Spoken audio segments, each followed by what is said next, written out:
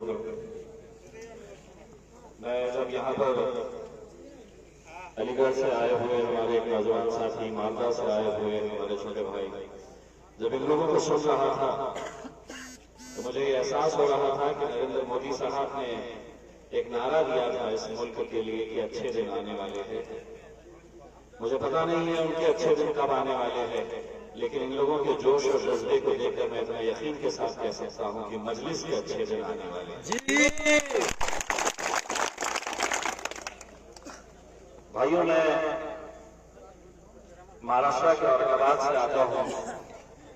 अपना तारुफ इस वजह से कराना जरूरी है कि मुझे सांसद चुने हुए महज 1 साल का वक्त हुआ है। बहुत ज्यादा आप लोगों ने मुझे देखा नहीं होगा, लेकिन मैं बैरिस्टर असदुद्दीन अवैसी साहब का शागिर्द हूं। बैरिस्टर असदुद्दीन अवैसी साहब से सीखा हूं, उन्हें देखा हूं, उनके जज्बे को सलाम करता हूं, उनकी हिम्मत को सलाम करता हूं। जब भी पार्लियामेंट के अंदर मुझे बोलने का मौका मिला तो मैंने भी कोशिश किया कि उसी अंदाज के अंदर अमित शाह साहब को, नरेंद्र मोदी साहब की आंखों में आंखें डालकर मैं भी बोलूं। एक बार जब मैंने बोला तो भारतीय जनता पार्टी का एक मेंबर ने मुझसे कहा, यार पहले तो एक ही था, तुम भी आ गए, तुम भी बोलोगे। तो मैंने कहा अभी सिर्फ 2 ही आए हैं, इंशाल्लाह इस मुल्क के अंदर हमारी कौम बहुत ज्यादा आपके पार्लियामेंट के अंदर आएगी इंशाल्लाह मजलिस के स्तर पर। दोस्तों, ये मुल्क लुट जाएगा ऐसे आसार नजर आते हैं, क्योंकि हुकूमत में अब हमें सब मक्कार नजर आते हैं। जिन लोगों ने लुटाई है जाने इस मुल्क की खातिर, जिन लोगों ने अपनी जान न्यौछावर की है इस मुल्क की खातिर, अब इन गद्दारों को हम ही गद्दार नजर आते हैं। और वो इसलिए कि आज ये इलेक्शन हम जो लड़ रहे हैं वो हर इलेक्शन से हटकर इलेक्शन है, क्योंकि ये इलेक्शन सिर्फ कोई विधायक को चुनेगा, किसकी सरकार बनेगी ये तय नहीं करेगा, बल्कि हमारे और तुम्हारे वजूद का इलेक्शन है, हमारे अस्तित्व की लड़ाई है। हम रहेंगे या ना रहेंगे, और अगर इस मुल्क के अंदर रहेंगे तो हम बराबरी का हक रखेंगे या हम अपने ही मुल्क के अंदर दोहरे शहरी के हमारा दर्जा रहेगा। ये फैसला होने वाला है इस इलेक्शन के जरिए। पिछले 74 सालों से हमने बहुत सारे इलेक्शन देखे हैं। यहां पर जितने भी बुजुर्ग बैठे हैं वो इस बात की गवाह है कि जब भी इलेक्शन आता है हम इसी तरह की महफिल सजाते हैं। अलग अलग राजनीतिक पार्टियां आती है, आपको लुभाने की कोशिश करती है, खस्मे वादे दिए जाते हैं, आपको न जाने क्या क्या दिखाया जाता है। हथेलियों तक क्या मजलिस में कभी यहां पर आपके बीच आई थी? मजलिस को सीमांचल में आए हुए, बिहार में आए हुए महज 5 साल का वक्त हुआ है। पिछले 5 साल पहले महज हम 6 सीटों के ऊपर चुनाव लड़े थे, लेकिन उन 6 सीटों के बाद जिस तरह का बहू तैयार किया गया था, जिस तरह का माहौल तैयार किया गया था कि ये जो आए हैं ये सिर्फ वोट काटने के लिए आए हैं। कई बार हमें ये कहा जाता है कि हम भारतीय जनता पार्टी की बी टीम है, और ये कहने वाले कोई और नहीं है, वही सेक्युलर अपने आप को कहने वाली वो जमातें हैं, वो पॉलिटिकल पार्टीज है, चाहे जिसके अंदर कांग्रेस पार्टी हो, लालू प्रसाद की पार्टी हो, नीतीश कुमार की पार्टी हो, शरद पवार की पार्टी हो। ये सेक्युलरिज्म का बुर्खा उड़े हुए ये 74 सालों से इस कौम का धंधा करते आए हैं। आपको बेचा जाता है इलेक्शन के वक्त, इसके खरीदार होते हैं, वरना यह वजह है कि 74 सालों के अंदर सारा मुल्क तरक्की कर लेता है, देश के अंदर खुशहाली रहती है, लेकिन सीमांचल जैसे इलाके के अंदर जहां पर आपकी आबादी है, आपकी बस्तियां हैं, वहां पर तरक्की क्यों नहीं होती है? या किसी और से नहीं, अपने आप से पूछिए कौन है इसके लिए जिम्मेदार? वो लोग जिम्मेदार हैं जो हर इलेक्शन के वक्त में आएंगे, लुभाएंगे आपको, सपने दिखाएंगे। इसीलिए मैं ये कहता हूं कि इलेक्शन में जब भी लोग आते हैं आपको अलग अलग पार्टियों के लिए वोट मांगने के लिए, लेकिन हकीकत ये है कि सबसे आसान काम इस मुल्क के अंदर अगर कुछ था तो वो ये था कि मुसलमानों को तकसीम करो, बांट दो इन्हें। इनका वोट अगर एक ताकत बनकर किसी के पीछे खड़ा हो गया तो उसका अंजाम क्या होगा ये वो जानते थे अच्छी तरह से। तो आओ इनको किसको खंदील के पीछे चला दो, लालटेन के पीछे भगा दो, किसी को नीतीश के पीछे भगा दो, किसी को कांग्रेस के हवाले कर डालो। वोट जब बंटता है तब हम पीछे रह जाते हैं। वोट जब एक ताकत बनकर खड़े रहता है, वोट जब मजबूत होता है और एक पार्टी एक शख्स के पीछे जाता है, तब इम्तियाज जलील जैसा शिवसेना को हराकर जीत कर आता है। 20 सालों से मेरे अपने शहर औरंगाबाद में शिवसेना जीत कर आती थी। लगातार 20 सालों तक कोई ख्वाब में भी नहीं सोच सकता था, कोई सपने में भी नहीं सोच सकता था कि हमारे कभी इलाके के अंदर हमारा भी अपना एक नुमाइंदा होगा। आज से 20 साल पहले चले जाओ, मेरे अपने शहर ही नहीं, आप हिंदुस्तान के तमाम उन शहरों के अंदर चले जाओ जहां पर आपकी आबादी है लेकिन आपका नुमाइंदा चुनकर नहीं आता। क्या वजह है कि इन 20 सालों के अंदर हमारी आबादी बढ़ी है, आपकी आबादी बढ़ी है, पॉपुलेशन बढ़ा है, लेकिन हर विधानसभा के अंदर, लोकसभा के अंदर आप देखेंगे कि हर 5 साल के अंदर हमारी नुमाइंदगी कम होती जा रही है, घटती जा रही है। ये मैं मन से नहीं कह रहा हूं, ये आंकड़े देखिए आप, चाहे वो महाराष्ट्र की विधानसभा हो, उत्तर प्रदेश की हो, बिहार की हो, राजस्थान की हो। क्या वजह है दोस्तों? वजह यही है कि मुसलमानों को कभी गैरों ने नहीं हराया है, मुसलमानों को हमेशा मुसलमानों ने हराया है। ये वजह है कि आज भी हमें लड़ाओ, हमारे वोटों को बांटो, तकसीम करो और जिसे जीतना है, जिसे जिताना है उसको आराम से जिताकर चले जाओ। दोस्तों, जब मैं इलेक्शन में खड़ा हुआ था लोग मजाक उड़ाते थे, कांग्रेस के बड़े बड़े नेता आकर हमें देखकर हंसते थे, कहते थे कितना लेगा। कोई कहता था कि 25,000 वोट भी ले लिए तो बहुत बड़ी बात समझना। कोई कहते थे कि मैनेज हो गया, शिवसेना और भाजपा को जिताने के लिए खड़ा हो गया। लेकिन हमने अपनी आवाम से कहा था कि हम पिछले 74 सालों से इसी तरह की बातों में आकर हम बहक जाते हैं। अगर इन लोगों को जवाब देना है तो चुनाव के दिन पतंग की निशानी के ऊपर मोहर लगाओ और इनको जवाब दो। अल्हम्दुलिल्लाह, महाराष्ट्र के इतिहास के अंदर आप लोगों को भी फख्र होना चाहिए। 48 सीटें हैं महाराष्ट्र के अंदर लोकसभा की, लेकिन उन 48 सीटों के अंदर सिर्फ एक ही मुस्लिम सांसद चुनकर आता है और वो है मजलिस इत्तेहादुल मुस्लिमीन का इम्तियाज जलील चुनकर आता है। और ऐसे वैसे भी नहीं जो कहते थे कि ये 25,000 लेगा। अल्हम्दुलिल्लाह 4 लाख वोट लेकर हम जीत कर आए हैं। 4 लाख कैसे मुमकिन हुआ? कौम को हमने ये कहा था कि एक बार मुत्तहिद हो जाओ, एक बार एक ताकत बनकर तो दिखाओ। लोग कहते थे कि क्या हम जीतेंगे, हमसे सवाल करते थे। हम उन्हें ये कहते थे कि अगर 3 लाख वोट लेकर अगर खुदा न करे हम हार भी जाए तो उस हार में भी हमारी जीत रहेगी, क्योंकि मुसलमानों को मुत्तहिद करने का काम हम कर रहे हैं। ये काम आपको करना है। मुझे मालूम है इजाज साहब ने जो बात कही है उसमें सच्चाई है। वही सच्चाई जो हर ऐसी है कि जमीन खिसकने वाली है। उन्हें लगता है कि अगर हम हार गए, लालू की पार्टी अगर हार गई, उनका नुमाइंदा हार गया तो चलेगा,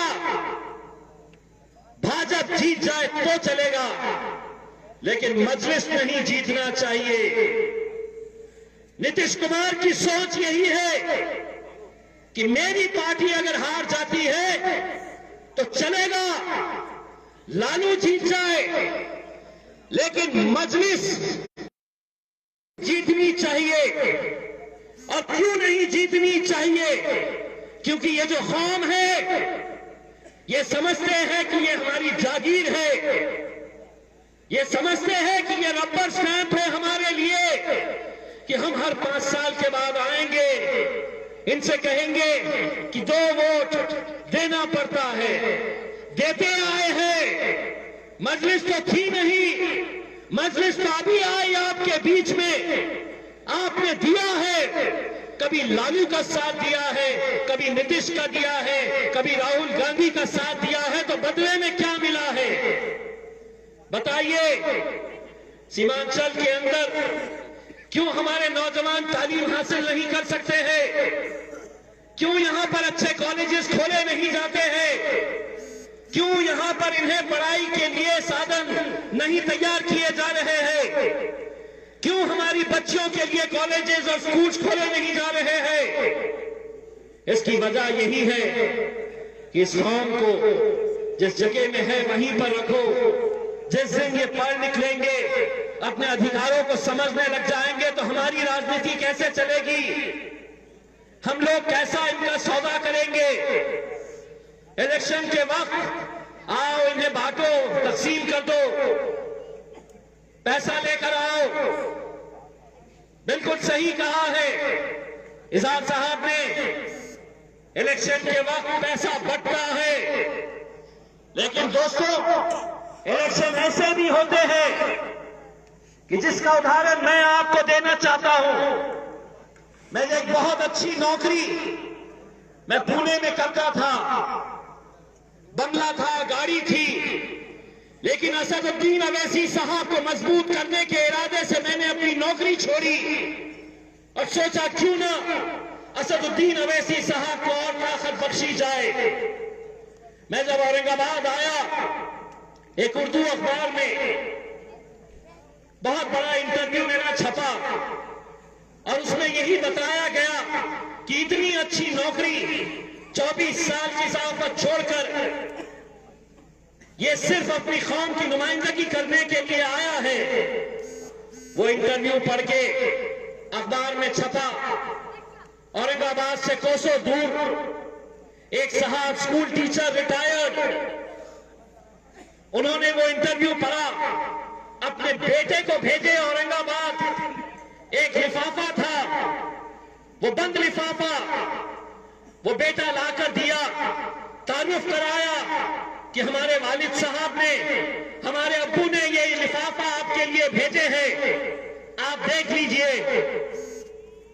मैंने पूछा कौन है आपके अब्बू? तो कहा कि रिटायर्ड टीचर है, रिटायरमेंट हो गया है, घर में रहते हैं। एनवेलप के अंदर क्या है? उसने कहा खोल के देखो। मैंने एनवेलप खोल के देखा तो उसमें 3,500 रुपये रखे हुए थे। 3,500 रुपये रखे थे। मैंने उसके लड़के से पूछा कि ये क्या है? तो उन्होंने कहा कि अब्बा के पेंशन के पैसे हैं। उन्होंने आपका इंटरव्यू पढ़ा अखबार में और उन्होंने कहा कि इलेक्शन में पैसा लगता है, ये बच्चे को लेकर जाकर ये पैसा दे देना चाहते। वो 3,500 रुपये नहीं थे दोस्तों, मेरे लिए वो 3,500 रुपये नहीं थे। उसकी कीमत मेरे नजर में 3.5 करोड़ रुपए के बराबर थी, क्योंकि उस 3,500 रुपये के अंदर उनकी न जाने कितनी दुआएं छुपी हुई थी। वही दुआओं का नतीजा है कि जो आदमी तुमको देखा नहीं, तुमको जानता नहीं, तुम्हारा रिश्तेदार नहीं, लेकिन सिर्फ एक जज्बे के तहत वो मेरी मदद इसलिए करता है क्योंकि उसे मालूम है कि ये लड़का जो इलेक्शन लड़ रहा है ये मेरा कलमे का रिश्तेदार है, कलमे से जुड़ा है मेरा इसके साथ नाता। इसीलिए ऐसा जज्बा लेकर जब हम उतरते हैं तब जाकर इलेक्शन जीते जाते हैं मेरे भाई। लेकिन मुझे मालूम है कि आज आपके बीच में आकर लोग यही बहकाने की, यही बताने की कोशिश करेंगे कि इनको वोट दिए तो क्या होगा, इनको वोट दिए तो कौन हारेगा कौन जीतेगा। पूरा हिसाब किताब आपको दिखाया जाएगा, हर तरह से आपको यह समझाया जाएगा आंकड़ों के हिसाब से कि देखो इनको दिए तो ये फायदा होगा, लालटेन को दिए तो लालटेन ऐसा निकलने वाली है, अगर आप इसको दिए तो ऐसा निकलने वाली है। उनको एक बात जरूर कहना कि तुम्हारा यकीन इन आंकड़ों के ऊपर होगा, तुम्हारा यकीन इस हिसाब किताब के ऊपर होगा। तुम मुझे ये बता सकते हो कि इस हिसाब किताब के हिसाब से कौन जीतने वाला है कौन हारने वाला है, लेकिन मैं तुम्हें बताता हूं कि मेरा यकीन इन आंकड़ों पर नहीं है, मेरा यकीन मेरे अल्लाह के ऊपर है और मैं मेरे अल्लाह के यकीन से ज्यादा किसी और चीज को नहीं मानता हूं। दोस्तों, जैसा मैंने आपको बताया यह इलेक्शन एक वजूद की लड़ाई है, एक ऐसे माहौल के अंदर आज ये इलेक्शन हो रहा है जहां पर 3 दिन पहले ही भारतीय जनता पार्टी के राष्ट्रीय अध्यक्ष जेपी नड्डा साहब ने ऐलान किया कि बिहार का इलेक्शन होने दो, हम उसके बाद एनआरसी और सीएए फिर से लागू करेंगे। ये लागू करने का मकसद इनका यही है कि इस कौम के अंदर एक डर और खौफ का माहौल पैदा कर दो, और सिर्फ आपको परेशान करने का ऐसा इरादा है ये नहीं है। इन्होंने तो साफ कह दिया है कि आप घुसपैठिए हैं, आपको इस मुल्क में रहने का कोई अधिकार नहीं है। लेकिन हकीकत ये है कि एक ऐसे दहशत के माहौल के अंदर आपको वो लाना चाहते हैं, और वो वक्त जब आएगा जब आज से पूछा जाएगा कि आपकी हमें कागजात दो जो ये साबित करते हैं कि तुम इस मुल्क के अंदर पैदा हुए हो, अपने बाप दादाओं के कागजात हमें पेश करो, तो उस वक्त उन अधिकारियों को अपने कब्रिस्तानों के अंदर लेकर जाना और दिखाना वो खबरें जहां पर हमारे बाप दादा दफन है, और उनसे कहना कि हमारे कागजात इसी मिट्टी के अंदर दफन है। दोस्तों, वो वक्त सिर्फ एनआरसी सीएए का है ऐसा नहीं है, इसके बाद जो कानून लेकर आ रहे हैं और जिसका ऐलान कर दिया गया है, भारतीय जनता पार्टी की तरफ से यह ऐलान किया गया है कि अब हम नया कानून जो लेकर आएंगे वो यूनिफॉर्म सिविल कोड का लेकर आएंगे। नागरिक कायदा, यूनिफॉर्म सिविल कोड यूएनसी का कायदा लेकर आएंगे। आप लोगों को शायद इस बात का इल्म भी नहीं होगा कि वो कानून क्या है, कैसा है, क्या होने वाला है इस कानून के तहत, और जिसका समर्थन कांग्रेस पार्टी ने भी किया है और तमाम विपक्ष के नेता, वो पार्टियां जो आपके पास आकर अपना दामन फैला के वोट की भीख मांगती है, उन्होंने भी इसका समर्थन किया है। जिस दिन यूएनसी कानून लागू होगा उसके पीछे का मकसद यही रहेगा कि मुसलमानों की मस्जिदों से लाउडस्पीकर हटाया जाए। मुसलमान जब सड़क के ऊपर निकलेगा तो अपनी मजहबी शिनाख्त नहीं दिखा सकता है, क्योंकि समान नागरिक कायदा है, और समान नागरिक कायदा के तहत तुम अपना मजहबी कोई भी साइन सड़क के ऊपर दिखा नहीं सकते हैं। यानी कि आप टोपी नहीं पहन सकते हैं, हमारी माएं और बहनों को बुर्का पहनने से रोका जाएगा, क्योंकि यूनिफॉर्म सिविल कोड है।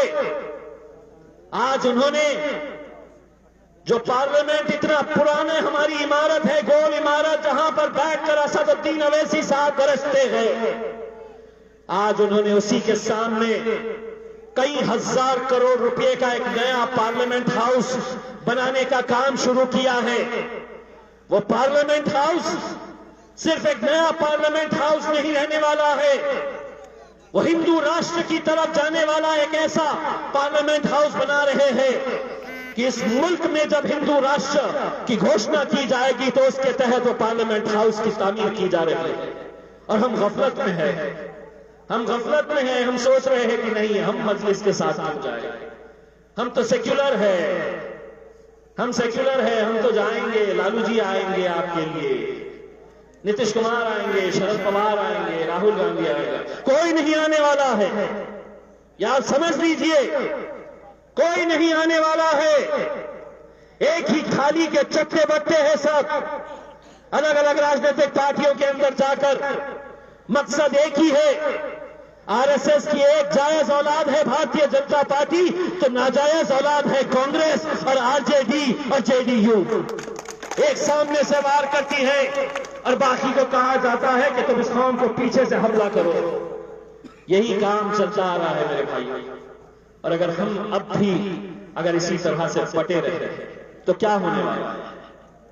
हम आए हैं आपका बेटा बनकर, आपका भाई बनकर, आप लोगों को आगाह करने के लिए आए हैं। अगर इस बार भी अगर हम बढ़ गए, इस बार भी हम बिखर गए, तो न जाने आने वाला कल कैसा होगा। हमारा यकीन अपने रब पर है, लेकिन इसका मतलब ये नहीं है कि हम इसी तरह से गफलत की नींद सोते रहे। हम आपको आगाह करने के लिए आए हैं। इलेक्शन आएंगे, इलेक्शन जाएंगे, कोई हारेगा, कोई जीतेगा, लेकिन दोस्तों अगर मुत्तहिद हुए, अगर अपनी आवाज बुलंद किए, तो जिस वक्त कानून आएगा तो उस वक्त लड़ने के लिए ताकतवर आवाज चाहिए। हाजी इजहार साहब, आप लोगों की अगर दुआएं रही, आप लोगों का साथ रहा, आप लोगों की ताकत अगर रही, तो इंशाल्लाह यहां से वो विधायक जरूर बनेंगे, वो विधायक जरूर बनेंगे। लेकिन हमें सिर्फ एक विधायक चाहिए ऐसा नहीं है, हमें इजहार साहब सिर्फ एक विधायक के रूप में चाहिए ऐसा नहीं है। आप लोग इन्हें विधायक बनाएंगे, लेकिन हमें जो चाहिए वो इनके जरिए हम बैरिस्टर असदुद्दीन अवैसी साहब को ताकत देना चाहते हैं। विधायक ये बनेंगे, ताकत उन्हें मिलेगी। अब ये काम हम सबको मिलकर करना है, आप लोगों को मिलकर करना है मेरे भाइयों। हमें यकीन। मीम न्यूज़ वेब की ताज़ा तरीन खबरों के लिए लाइक करें, सब्सक्राइब करें हमारा यूट्यूब चैनल।